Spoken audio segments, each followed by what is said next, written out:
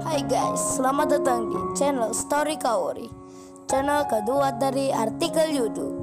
Jangan lupa subscribe, share, dan like video ini. Cara-cara kolom komentar di bawah ini. Kisah pemuda kaya, anak bos besar, pemilik 73 perusahaan, yang menjadi cleaning service. Episode 620, Kenshin yang telah tiba.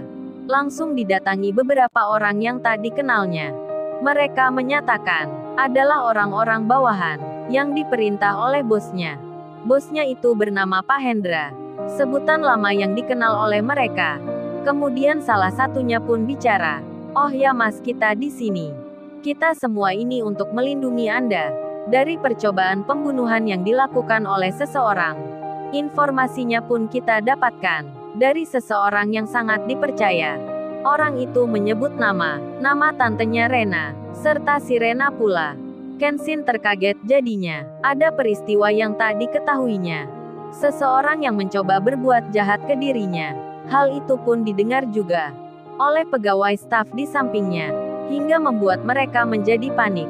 Langsung bertindak melindungi Kenshin. Sementara berita Kenshin dalam ancaman telah bocor ke beberapa orang pimpinan. Iwan yang tak mau kecurian telah memberitahukan pada Pak Michael. Pak Michael pun merasa bertanggung jawab akan hal yang mengancam Kenshin. Hingga Pak Michael pun sama. Langsung memerintahkan beberapa orang yang ada di Mesir untuk berjaga-jaga, melindungi Tuan Muda, termasuk dengan Pak Henry, yang diajak Pak Michael, beserta pimpinan lainnya, agar segera terbang ke Mesir. Pak Henry pun malam ini berganti pakaian. Kemudian bercerita pada istrinya, tentang seseorang bos yang punya mega proyek bermasalah, yang kemarin proyeknya digagalkan. Merasa dendam ke Kenshin, dan merencanakan melakukan pembunuhan. Papa dapat cerita dari Pak Michael. Pak Michael dapat kabar dari Mas Iwan. Dan Mas Iwan diberitahu oleh Mbak Rena dan tantenya. Mereka pun sekarang menuju ke sana. Jadi mama papa akan berangkat juga. Untuk memastikan keamanan menantu kita. Istrinya pun terkaget sekali. Merasa panik dan khawatir. Mamanya Kaori menjawabnya.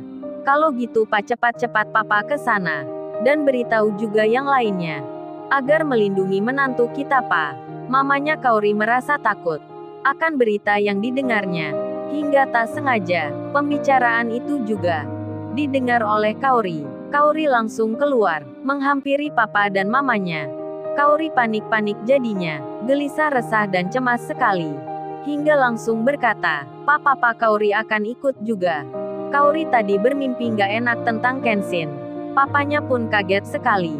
Kaori tiba-tiba mengetahui, hingga mamanya langsung bilang, "Jangan-jangan Kaori, kamu jaga anakmu. Lebih baik telepon saja langsung dari sini." Kaori pun menelpon Kenshin, dan langsung diangkat. Kenshin menjawab, "Halo Kaori, ada apa telepon lagi?" Kaori membalasnya, "Halo say, kamu nggak apa-apa ya? Kamu di mana sekarang? Lebih baik kamu ke tempat yang aman. Sebab baru saja ayah bilang, ada yang mengancam kamu." Ayah akan ke sana. Mas Iwan, Ririn dan Mbak Rena pun juga ke situ. Kenshin langsung menyela, "Oh kamu nggak usah khawatir Kaori. Semua aman. Aku juga baru dapat kabar tentang itu. Jadi tenang aja. Ini pun ada orang-orang sini yang ikut mengamankan tempatnya." Kaori pun langsung berkata, "Kamu say nggak bilang sama aku kalau sedang mengantar bantuan. Bilangnya mau ke universitas. Tapi malah tujuannya beda." Kenshin menjelaskan tentang apa yang terjadi. Singkat cerita, Kaori pun mengerti, dan anak buah Pak Hendra akhirnya bisa mendapat kabar tentang orang-orang bayaran yang hendak meledakkan mobilnya Kenshin. Mereka yang orang sini bisa mudah mengetahui akan gerak-gerik kejahatan, serta pula lokasinya. Sebab mereka dulu juga begitu, pernah menjadi orang bayaran. Tak menunggu lama, sebelum kejadian tak diinginkan, para pengikut mantan Yakuza itu, mereka langsung bertindak.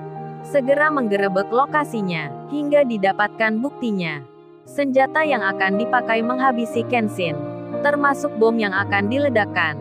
Kemudian singkat cerita, semua pembunuh bayaran itu ditangkap. diinterogasi satu persatu, ditanya masing-masing orang.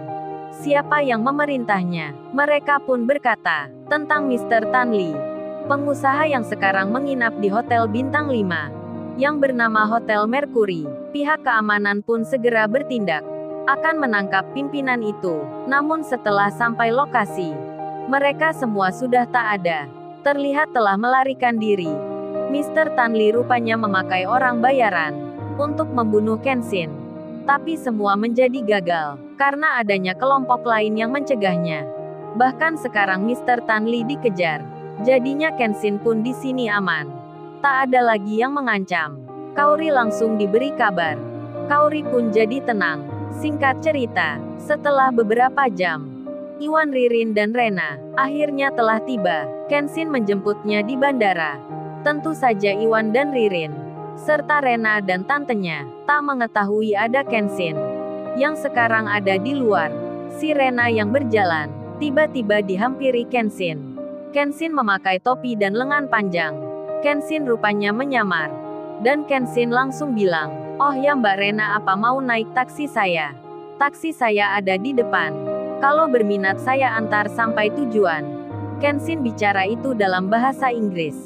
Si Rena sambil berjalan menjawabnya, "Sorry sir, I'm waiting for someone. So I can't take your taxi." Yang artinya, "Maaf Pak, saya sedang menunggu seseorang. Jadi tidak bisa naik taksi Anda." Kenshin lalu berhenti. Lantas melihat Iwan dan Ririn. Di saat itu si Rena jadi sadar. Seseorang asing yang menawarkan taksinya. Dia baru saja menyebut namanya. Si Rena deg-degan jadinya. Bertanya-tanya dalam hatinya, mengapa orang itu kok bisa tahu namanya, padahal ini di luar negeri. Dan dia seorang sopir taksi. Apa mungkin tahu namanya? Si Rena langsung saja mengalihkan pandangannya, melihat belakangnya. Lalu, bagaimana kisah selanjutnya?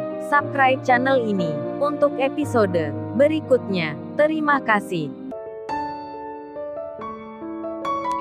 Jangan lupa ya guys, untuk kelanjutan ceritanya ada di channel Story Kaori. Jangan lupa subscribe ya guys, dan tekan notifikasinya.